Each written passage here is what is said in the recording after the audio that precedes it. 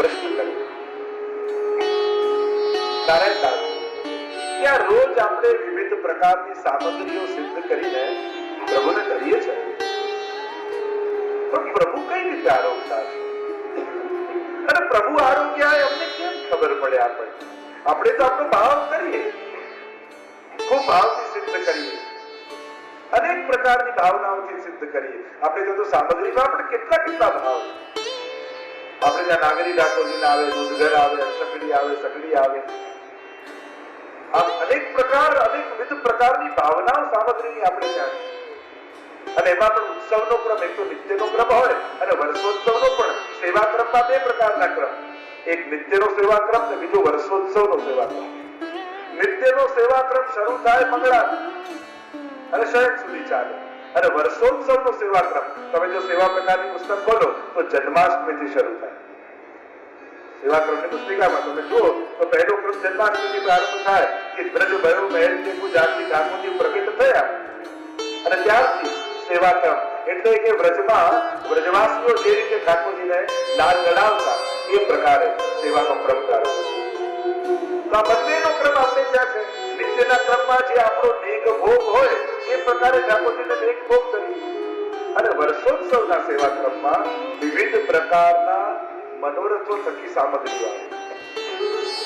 જેવા અનુભવ ભગવતીઓને કરાવ્યા હોય એ પ્રકારની સામગ્રી આવે. જેમ કંકોડા તેરસ આવે તો આજે ઠાકોરજીને કંકોડા કરો, કે ચતુરા નાગાનો ઉત્સવ છે અને એ દિવસે ઠાકોરજી એમના હાથે આ આરોગ્ય હતા.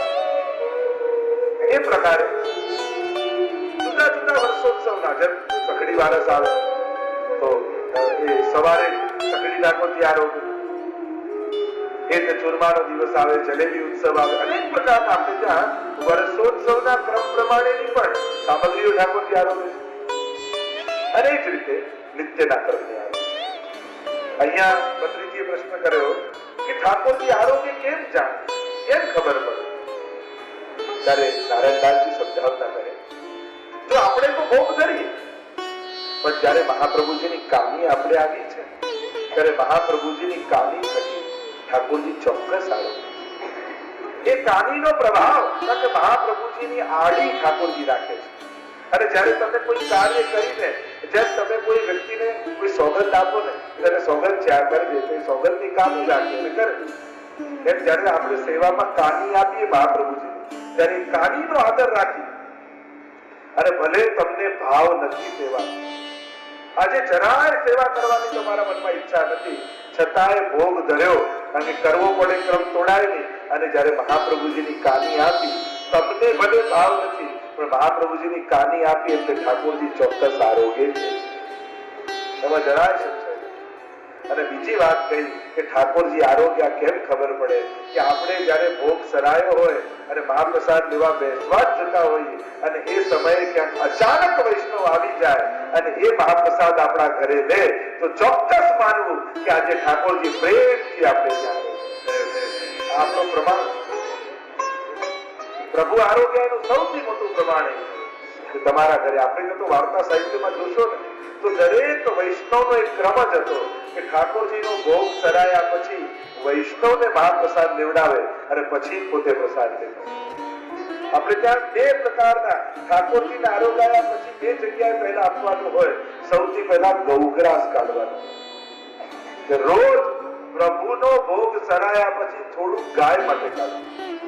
અને બીજી વાત, કોઈ વૈષ્ણવને કણિકા લેવડાવી પછી જ મહાપ્રસાદ લેવાય, એવો વૈષ્ણવનો નિયમ. આજે પણ ઘણા વૈષ્ણવ એ નિયમ નિભાવે છે, અને આ બહુ જ પુણ્યકારી નિયમ છે. આ નિયમ પ્રભુને બહુ પ્રસન્ન કરનારો નિયમ છે. કેટલું લેવડાવે જુદી વાત, પણ આ બે વસ્તુ માટે રોજ ઠાકોરજીનો ભોગ સરાયા પછી બે જગ્યાએ કાઢો. એક ગાય અને બીજું વૈષ્ણવ. અને કદાચ એ આપણો ભોગ એટલો ન ધરતા હોય, આમ ન કરતા હોય, તો કંઈક દ્રવ્ય કાઢો કે આ વૈષ્ણવને પ્રસાદ લેવડાવવાનો અને ગાય માટે. આ વૈષ્ણવનો એક નિત્ય નિયમ તો વાર્તા સાહિત્યમાં વાંચશો તો પ્રાય દરેક વૈષ્ણવનો એક ક્રમ કે તા પાછે વૈષ્ણવનો મહાપ્રસાદ દિવાકર પ્રસાદ દે. આવો એક નિયમ છે આપણે. તો જો મોટા બહુ સંકલ્પો અને સાધનો આપણે ન કરી શકતા હોય, પણ આવા નાના નિયમો પણ સાચવીએ તો એનું ઘણું મોટું ફળ. તો કહ્યું કે વૈષ્ણવ પ્રસાદ લે તો માનવું કે આજે ઠાકોરજી સાચા અથવા પ્રસાદ લીધો છે. હવે તમને એમ થાય કે રોજ વૈષ્ણવ ગોતવા ક્યાં જવું? ક્યાંય નહીં, ઘરમાં 4 વૈષ્ણવ છે, ઘરના સ્વજનો વૈષ્ણવ છે. આપણી તકલીફ એ બધે વૈષ્ણવ દેખાય, ઘરના પાછમાં નથી દેખાય, એ પણ વૈષ્ણવ જ છે. અને એટલા માટે ઠાકોરજીથી સરાયા બાદ કણિકા પણ ઘરના લોકોને પણ વૈષ્ણવ ભાવ રાખે. જયારે તમારે સવારે ઉઠીને જય શ્રી કૃષ્ણ કરો ને ત્યારે લૌકિક સંબંધ યાદ નહીં રાખો, ત્યારે વૈષ્ણવ સંબંધ યાદ રાખી અને એકબીજાને જય શ્રી કૃષ્ણ કહે તો વૈષ્ણવ સાથે જય શ્રી કૃષ્ણ થયા કહેવાય. એ રીતે સુવા જાઓ ત્યારે પણ છેલ્લા જય શ્રી કૃષ્ણ સુતા પહેલા કરો ત્યારે એ ભાવ રાખો કે આ વૈષ્ણવ છે. અને વૈષ્ણવ ભાવ રાખશો ને તો આખો દિવસ જે મન મુટાવ ઝઘડો થયો હશે ને એ જય શ્રી કૃષ્ણ કરશો ત્યારે બંને ભૂલી જશે. જો આટલો ઝઘડો થયો તો છેલ્લે જય શ્રી કૃષ્ણ કર્યા. પ્રભુને યાદ કરો તો આપણે લૌકિકતા ગમે. આ વૈષ્ણવનો વિવેક વ્યવહાર છે. એક વાર નારાયણ દાસજીને સમાચાર મળ્યા કે મહાપ્રભુજી પધાર્યા છે ગોકુળ.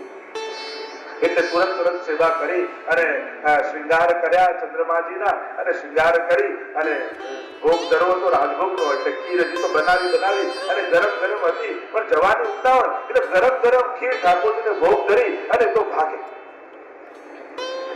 અને ભાગતા આવ્યા મહાપ્રભુજી પાસે. મહાપ્રભુજીના સાનિધ્યમાં બિરાજ્યા અને મહાપ્રભુજીએ પૂછ્યું કે ઠાકોરજી કેમ બિરાજ્યા છે? બસ આપને મળવા માટે દોડતો આવ્યો છું, રાજભોગ કરી.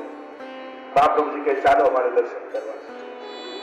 અને મહાપ્રભુજી નારાયણદાસને લઈને ઘરે આવ્યા. અને ઘરે આવ્યા અને જ્યાં તેરો હટાવ્યો અને જુએ તો ચારે બાજુ ખીર વિખરાઈ છે અને ઠાકોરજીનો હાથ દાઝી રહ્યો છે ખીરથી. આજે પણ ચંદ્રમાજીના શ્રીહસ્તના એ દાઝેરાના નિશાન આજે પણ છે. કહ્યું કે બાબા આ શું? તો કહ્યું કે આ આપણે મળવાની એટલી ઉતાવળમાં હતો કે ગરમ ખીર મને મૂકીને નીકળી ગયો. અને મને ખીર મીઠી ખીર જો ભાવે લાલ કો, મીઠી ખીર જો ભાવે और પૂરો અધિક મિલાવે. મને સૌથી વધારે પ્રિય છે ખીર, અને એટલા માટે પહેલો હાથ મેં ખીરમાં નાખ્યો અને એટલી ગરમ ઉતાવળમાં એ મૂકી ગયો કે મારો હાથ દાઝી ગયો અને મેં આમ હાથ ઝટક્યો તો આ બધા ખીરના છાંટા ચારે બાજુ ગયા. અને આ જોઈને મહાપ્રભુજીને ખૂબ દુઃખ થયું. ફરજિયા નારાયણદાસજીને નારાયણદાસ આમ કરાય? આ મને મળવાની ઉતાવળમાં આપણે આટલું ગરમ ઠાકોરજીને ધર્યું. ઠાકોરજીને કેવો શ્રમ પડ્યો. આજ પછી આવું ક્યારે ન કરે.